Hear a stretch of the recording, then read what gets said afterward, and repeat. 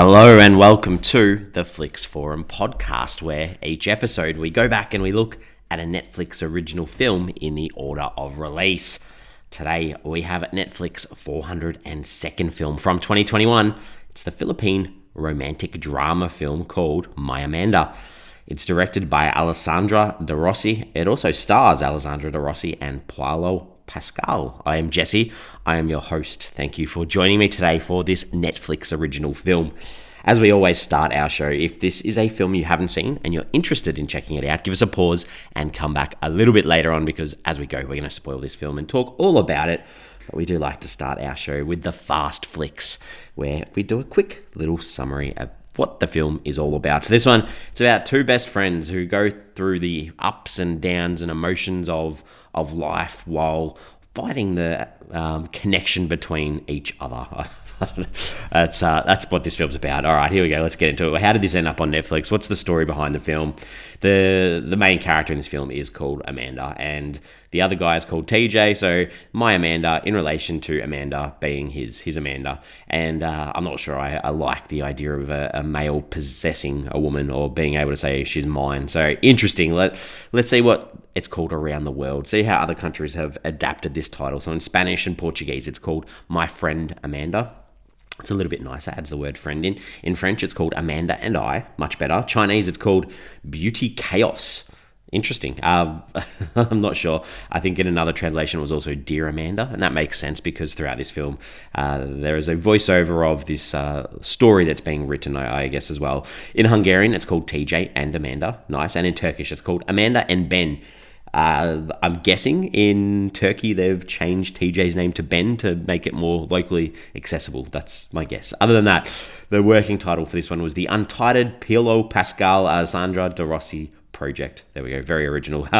This film, My Amanda, it does mark the directorial and writing debut for the lead actress of the film, Alessandra de Rossi. So there you go. So she not only wrote, directed, but also stars in this film. So a very, very much a passion project, I would say. Principal photography for the film only lasted 10 to 11 days, so not a lot of time. De Rossi said, I admit while I was writing it, I thought it was so much better in my head. But given the circumstances, I was only given 10 or 11 days to shoot with 12 sequences a day and a 1 a.m. wrap daily. I thought, wow, this should never happen again. Meaning me directing, producing, and acting at the same time. I don't know how people do it, and I'm not sure how they're still alive. So obviously a pretty stressful situation having to make your own debut feature film in about 10 days. On De Rossi, she went through a lot. She was hospitalized a day or two after the first day of shooting. There was too much stress and pressure. It said that she can be a perfectionist, so she gets disappointed and frustrated when her needs aren't met. That's a little bit of a quote there from Paulo Pascual, the co-star of this film. De Rossi said in coming up for the concept for the film that she intended to share a different kind of love story. She wanted Amanda to portray a friendship that is intimate and not superficial, rare and sincere. Shaka Khan's song Through the Fire was used throughout the film as well, and also I think it's credited as the theme song of the film. The film did it landed in the top 2 trending films in Netflix on the Philippines just days after its initial release as well. When she described the whole experience as fun, De Rossi admitted in an interview that it was challenging to fulfill so many tasks. Nonetheless, she did say that she wants to wear the director's hat again in the future. She did describe the film as a gift for Pascual, her co-star in the film, and she credited him for turning her life around when they were together on the indie blockbuster film Kita Kita. When first read by select peers, the script by De Rossi was met with resistance. She said they simply didn't believe that two people from opposite sexes will never have a thing for each other at some point, she said. This prompted her to direct the film herself. It was originally planned for release in 2020, but the coronavirus pandemic delayed the schedule. So there you go, a nice little story behind the making of this film. This did hit Netflix worldwide on the 15th of July 2021. It's filmed in some lovely locations in the Philippines. As mentioned of Manila, couldn't work out what the beach locations were in this film though.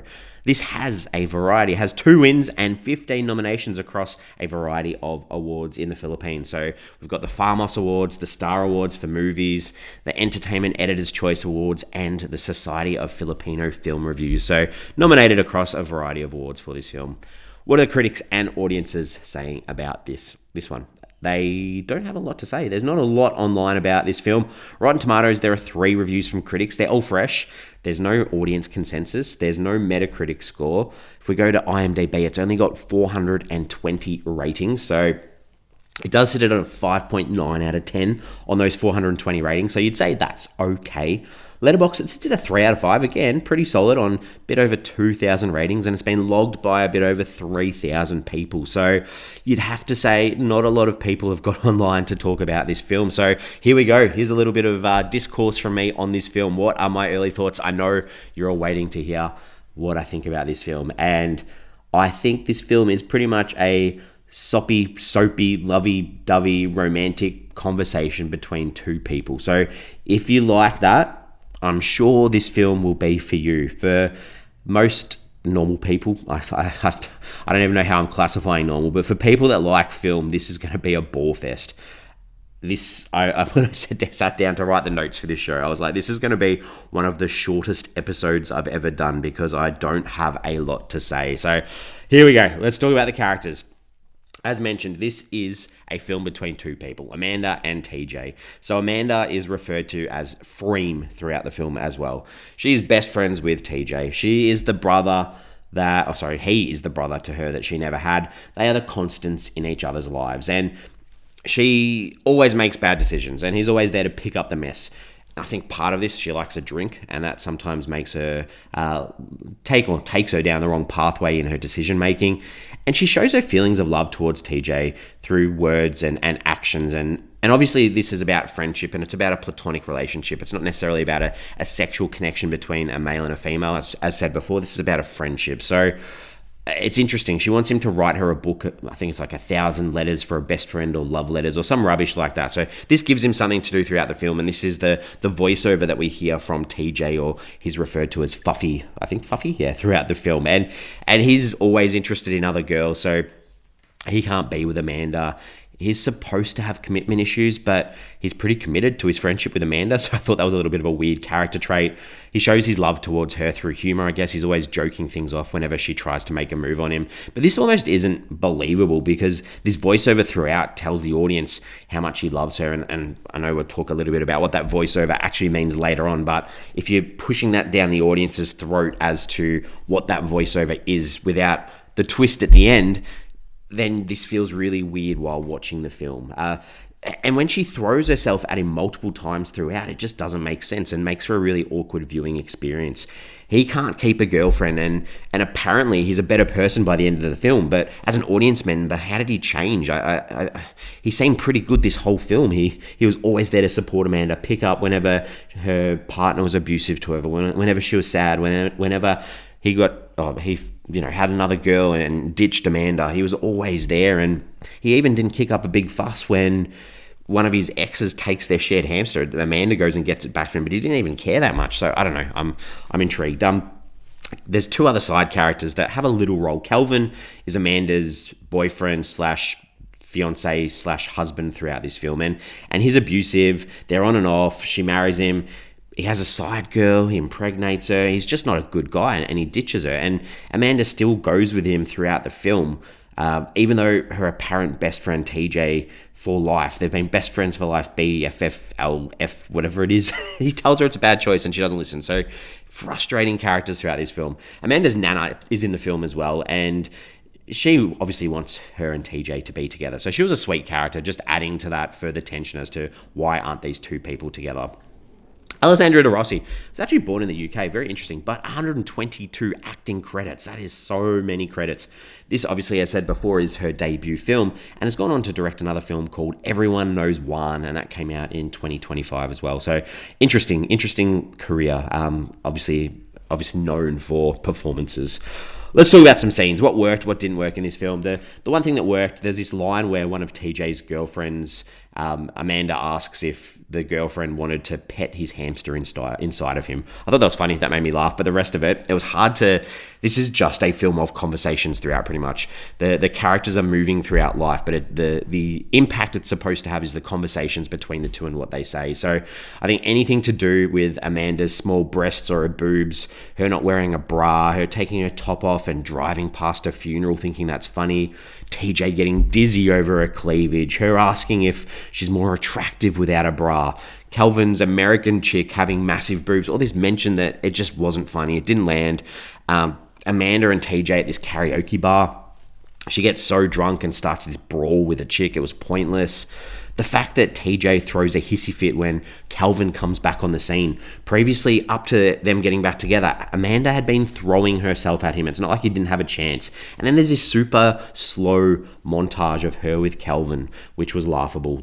There's dialogue along the lines of, from Amanda to TJ, you never bothered to have sex with me. Let's get drunk and get it over with once and for all. I'll pay you back with my body.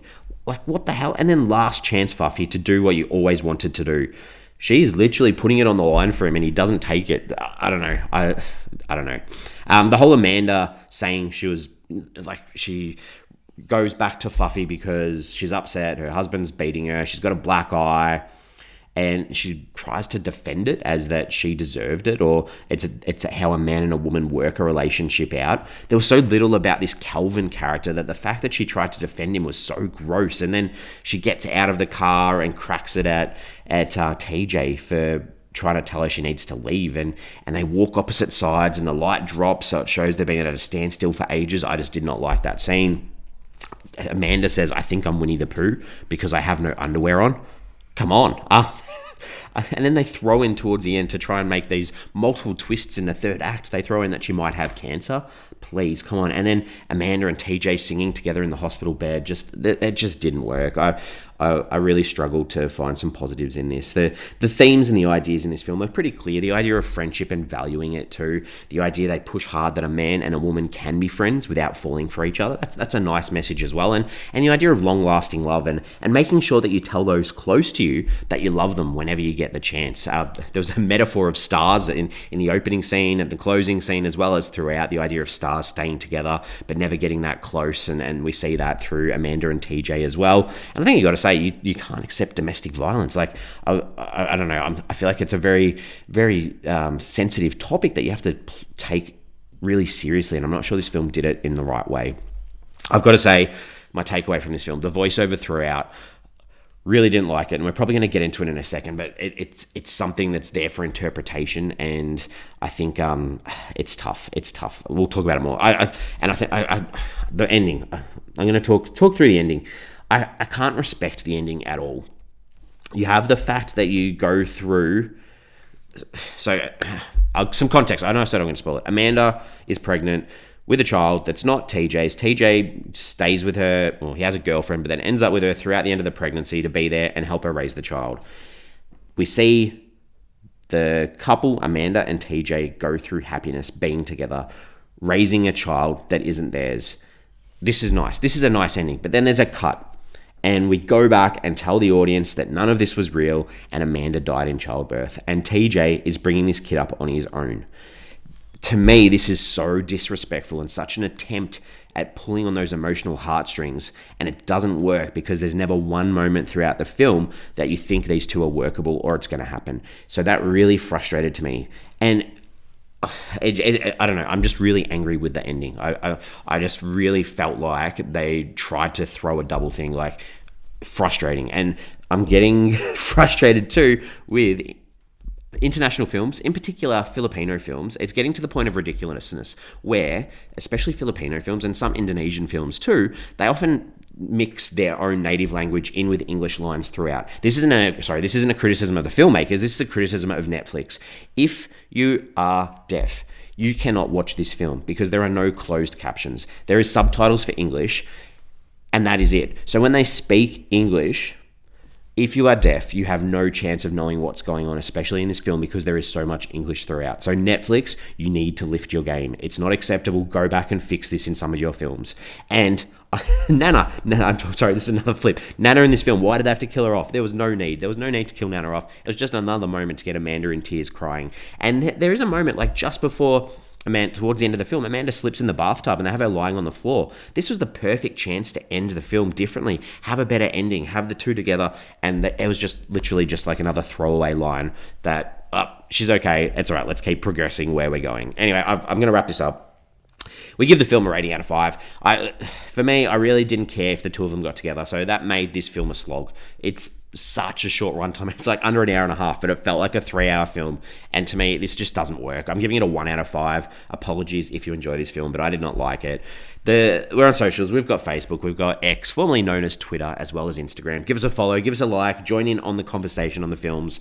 For me, the question I wanted to ask on socials this week, is the voiceover throughout from TJ, is it about Amanda or is it about the child at the end? I read this somewhere and I was like, that's interesting. That's an interesting take. I take notes as I'm watching the film, and I went back through my notes and looked at all of the voiceover dialogue throughout. And it's like they've thrown in dodgy things throughout the dialogue to make it seem like it's TJ talking to the kid at the end of the film. And I just think it's so misleading and a waste. Like, because it's a throw again. It's tricking the audience into what they're hearing throughout the film. When it doesn't, I said before, it doesn't work throughout that you feel like TJ's in love with her the whole way. So when she's throwing herself at him, it's not making sense. And then to reveal or make it as if this voiceover throughout the film is about TJ talking to this child, there's too many little bits and pieces in those lines that you wouldn't be writing to a child or to your own kid. So I really think it's misleading, and I think it's a little like, I don't know. I just feel like it really treats the audience with disregard, and I'm angry with this film. All right, let's move on. Next week, we have another international film. We have a 2021 film from Indonesia. It's the romantic comedy called A Perfect Fit. This one's directed by Hadra Daring Ratu and stars Nadia Arena, Rafal Hardy, and Georgino Abraham. So if you've seen that one, awesome. Listen next week. If not, give it a watch. Come and join in. Apologies if you did enjoy this film by Amanda. I did not. Hopefully you've enjoyed. If you disagree with what I've said, let me know. I'm keen to hear what worked in this film for you. Other than that, we'll see you next week. Thanks for joining.